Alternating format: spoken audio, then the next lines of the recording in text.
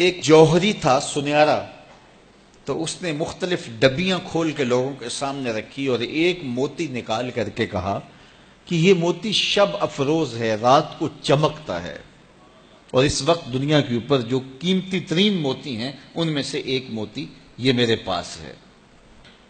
خیر اس نے اپنا سامان سمیٹا تو اس مجلس میں ایک چور بھی بیٹھا ہوا تھا، اس کے دل میں لالچ آ گئی، تو اس نے اس جوہری سے کہا کہ جناب کہاں کے ارادے ہیں؟ تو اس نے کہا کہ میں بمبئی جا رہا ہوں۔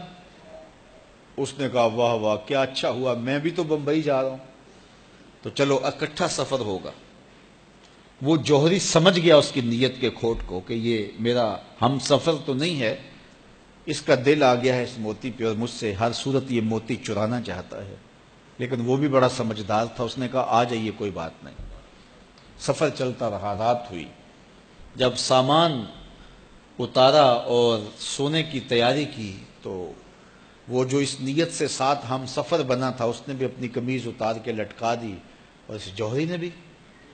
اس جوہری نے یوں کیا کہ نظر بچا کے وہ ڈبیا قیمتی موتی والی نکال کر کے اس کی جیب میں ڈال دی اور خود بے فکر ہو کے سو گیا۔ جب یہ خراٹے لینے لگا تو چور اٹھا، اس کا سامان ٹٹولا، اس کی جیبیں دیکھیں، سارا دیکھتا رہا۔ خیر دن چڑھ گیا، جوہری اٹھا، اس نے نظر بچا کر کے اس کی جیب میں ہاتھ ڈال کر کے وہ موتی اپنی جیب میں ڈال لیا۔ صبح جب ناشتے پہ بیٹھے تو اس چور نے باتوں ہی باتوں میں بات کی، وہ آپ کے موتی کی چمک شمک نظر نہیں آئی رات کو؟ تو وہ ہنس کے کہنے لگا نہیں میرے پاس ہی تو تھا، وہ جیب سے نکال کے سامنے رکھ دیا۔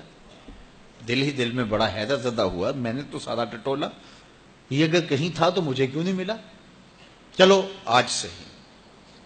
اگلا دن آیا تو پھر اس نے قمیض اتار کے رکھی اور اس نے نظر بچا کے اس کی قمیض میں وہ موتی ڈال دیا اور خود بے فکر ہو کے سو گیا۔ یہ ساری رات اس کے سامان میں، اس کے لباس میں تلاش کرتا رہا اور وہ مزے سے سویا رہا۔ صبح اٹھا اور نظر بچا کے اپنی جیب میں ڈال لیا۔ ناشتے پہ پھر بات کی کہ وہ آج بھی کوئی چمک شمک دکھائی نہیں دی۔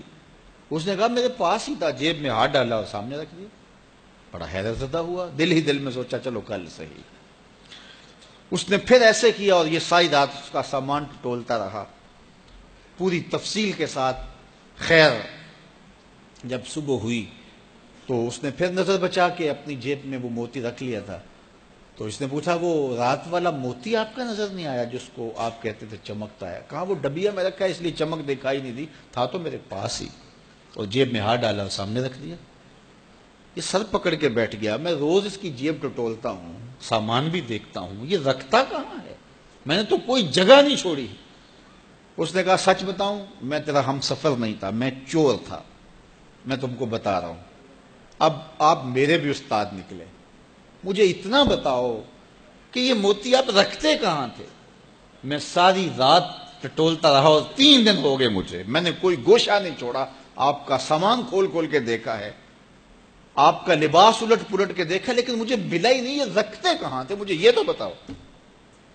اس نے کہا لوگوں کی جیب میں ٹٹولتے رہے، اپنی جیب میں ہاتھ ہی نہیں ڈالا۔ بلے شاہ اڈ دیاں پھڑنے، جڑا گھر بیٹھا ہے انہوں پڑھیا ہی نہیں۔ وَفِي أَنفُسِكُمْ أَفَلَا تُبْصِرُونَ، کہا تم کہاں اسے ڈھونڈ رہے ہو، ذرا اندر بھی اتر کے دیکھو، اندر اترو گے تو اس کا سراغ مل جائے گا۔ نہ مسجد وچ نہ مندر وچ، لب یار نو اپنے اندر وچ۔ جب اپنے اندر اترو گے تو پھر سراغ زندگی نصیب ہو جائے گا، عرفان ذات ہوگا تو پھر عرفان الہی نصیب ہوگا۔ لیکن ہم دائیں بائیں ڈھونڈنے نکلے لیکن اپنے اندر اتر کے نہ دیکھا، تو سراغ زندگی ملتا ہی تب ہے جب اس کی چوکھٹ پہ جھکنا بندہ سیکھ جاتا۔ تو اس کی چوکھٹ پہ جھک کر کے زندگی کی سربلندی حاصل کیجئے اور مقصد زندگی حاصل کیجئے۔